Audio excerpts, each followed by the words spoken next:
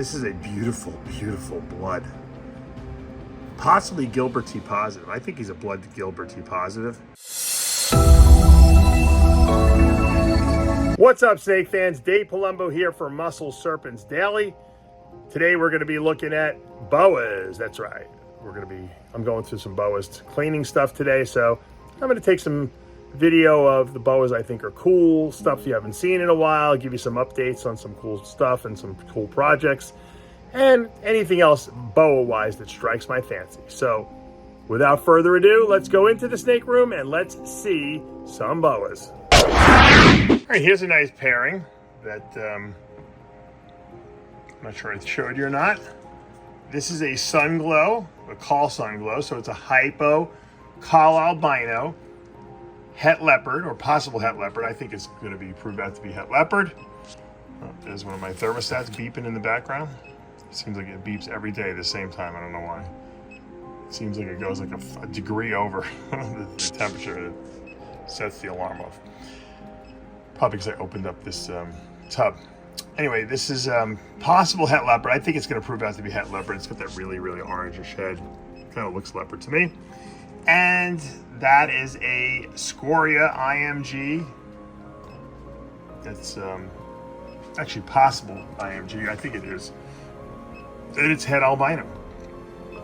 So we could be producing some IMG scoria albinos that are possible het leopard. So, oh, and let's not forget the hypo gene. So they could be sun glow scorias. We'll see. I haven't seen any locks yet from these guys, this is her first year really trying to breed, so we'll have to keep an eye on it. Sorry about that obnoxious beeping.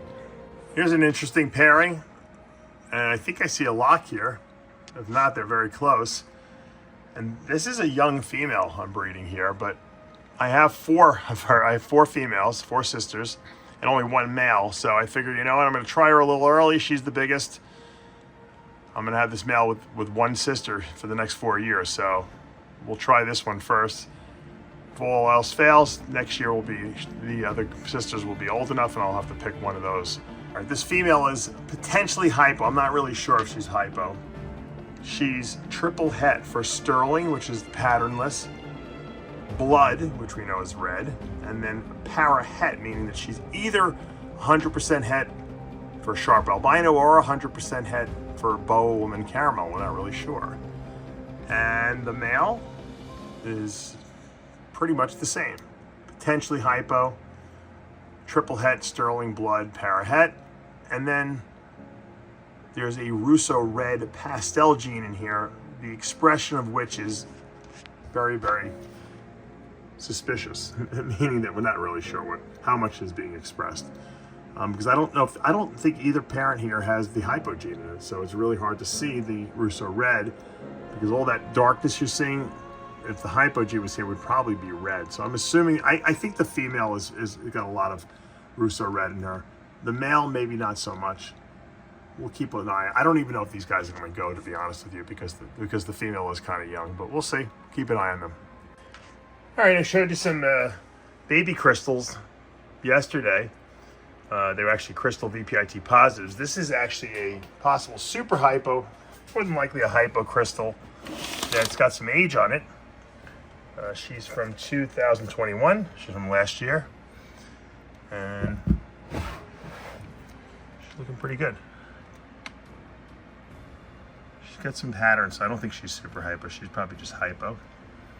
And she went on food for a little bit. I think I told you this a couple weeks ago, and then she's been eating like a savage lately, so very happy that she's back to her food. She's got a nice long head too. She's got an interesting looking head. She looks like she's gonna eat my phone. She's got the blue eyes like all crystals do, and essentially a whitish pinkish body. All crystals, which are super labyrinths, have a labyrinth looking pattern, which is sometimes in the crystal form is kind of whited out, but all the browns they normally would have, or reds, become like pink, and that's typical of most of the cystics. You get a whitish pinkish look. These are the blue-eyed leucistics versus the super fire diamonds, which are the black-eyed leucistics. Here's a beautiful single gene copy of the Labyrinth. This is a Labyrinth that is het sharp albino. This female, I'm debating on whether to breed her this year. I might wait till next year. She's a little young. She's got the size in her, but she's still a little young. We'll see. She's beautiful. She's got a nice little bluish eye, like a lot of the even single copy Labys have some blue eyes. The supers, the crystals, have really blue eyes if you get them in the right light, especially outside. I would film these guys outside, but it's dark out already here. First day of winter, that's what happens. But you can see she's got the really well-defined Labyrinth pattern, and that's because she more than likely is not a hypo, and I don't see any hypo in her. She's got a lot of darks in her.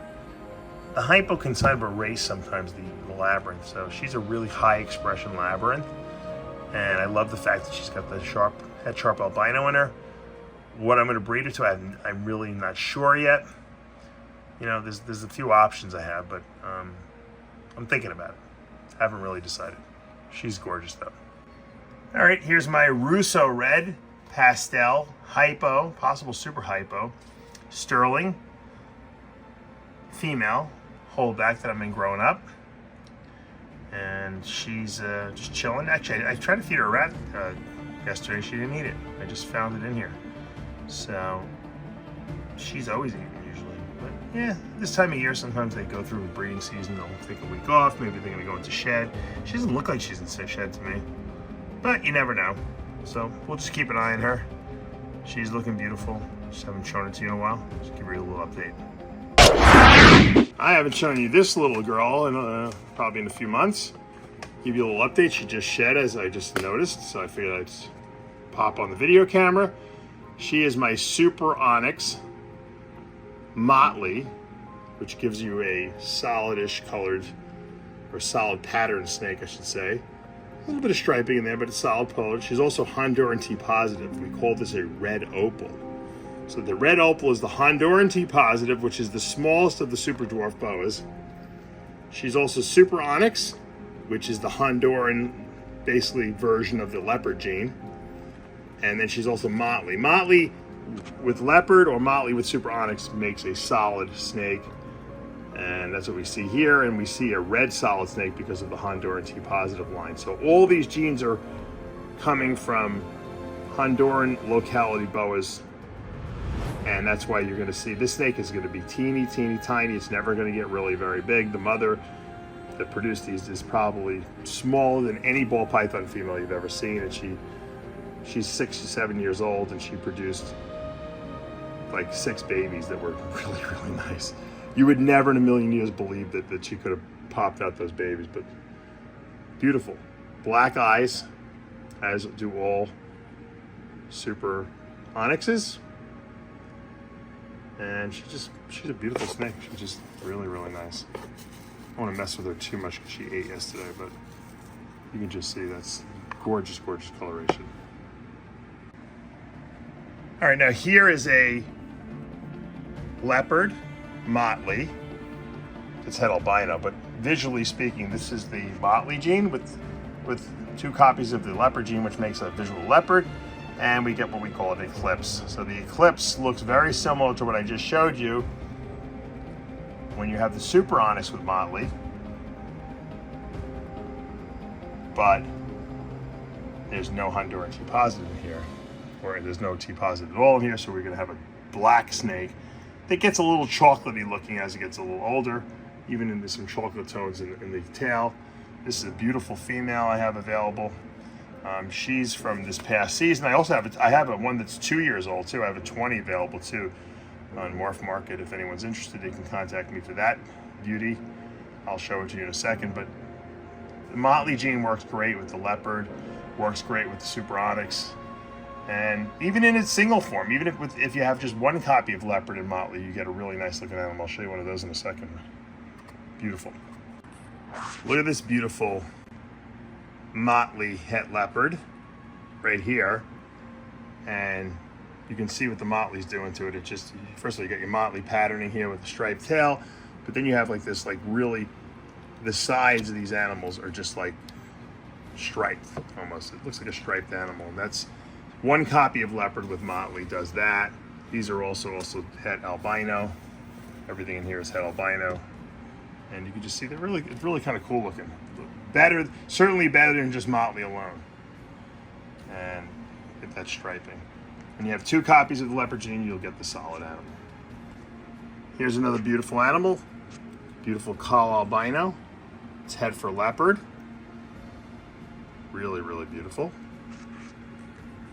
The het leopard really adds another dimension to the albino, I think. It makes the albino look so much better. And you don't even need the 2 copies of the leopard. This is not a visual leopard, but just the het version adds way more contrast into this. Now, the question is this also motley? I don't see motley in here at all, so even though the tail kind of looks motley-ish, but it would be striped, and you see some circles here, so that's not motley, but this is albino het leopard. All right, I might as well show you all of them, right, at this point. Here is albino leopard. So that's the albino gene with the leopard gene. That's a visual leopard, 2 copies. You get that red head, you get that leopardish pattern. A lot of that, all the black is erased because in albinos, remember, there's no melanin or no black pigment at all. And you get this really, really nice reddish albino snake.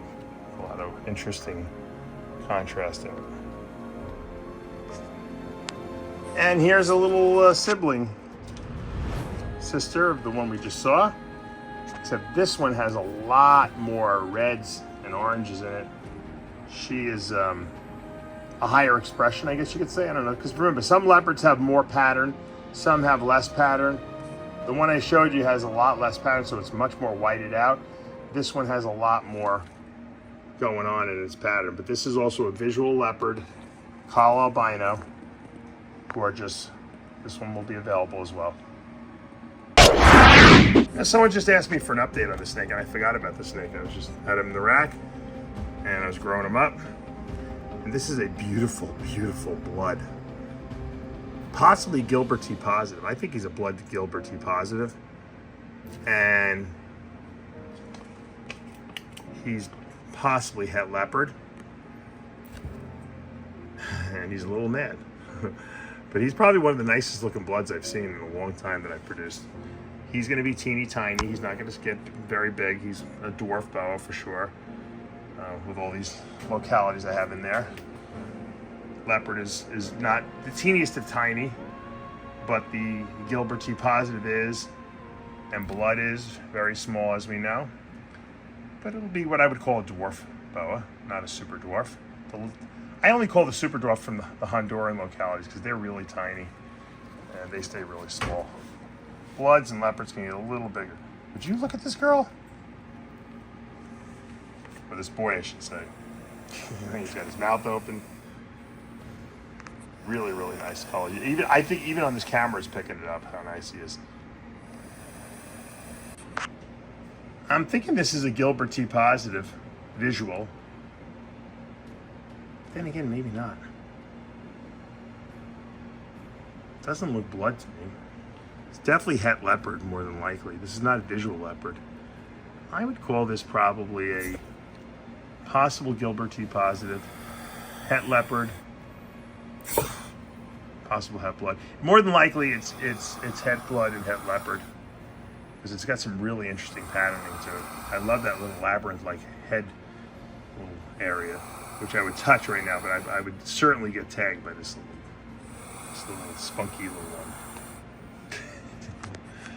A lot of oranges in here. You almost can see blood in here, but I don't think this is blood. That does not look blood to me. It's very close though. Look at that. These guys are really feisty today. This whole litter. Pretty interesting. And final boa of the day. This is my jungle motley hypo. 100% het, VPIT positive, and anery, so 100% het, VPI snow, we call this. The jungle hypo motley look really great together. And we've seen those combos before, but you know what? Het VPIT positive does not look normal. It doesn't, it lightens up. There's definitely a visual cue to the VPIT positive line. It's undeniable.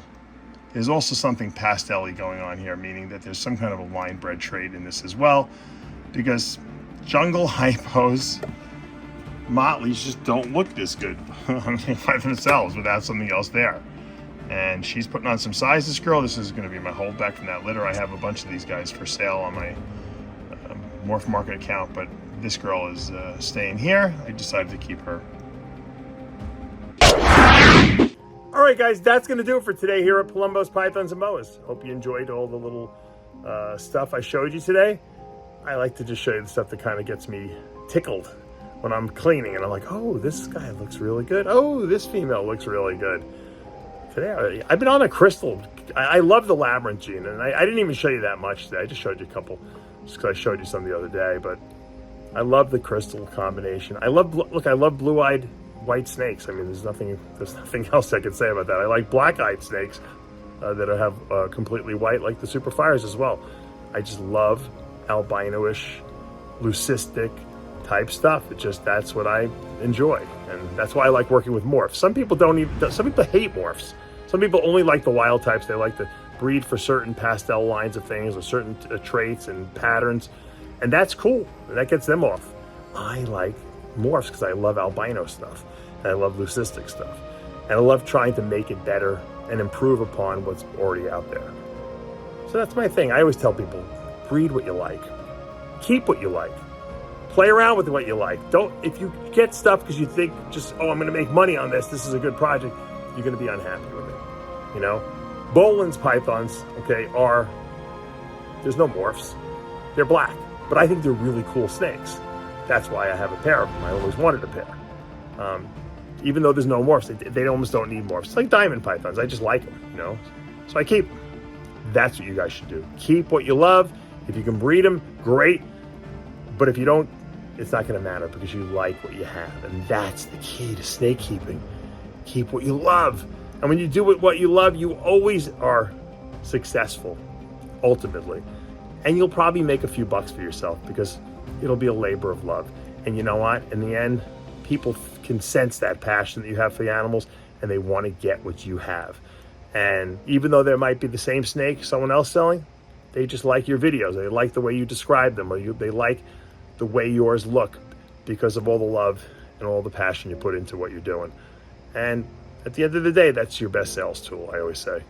All right, guys, if you like what you see, make sure you hit that subscribe button, turn on those notifications, hit that like button. I'll see you back tomorrow morning.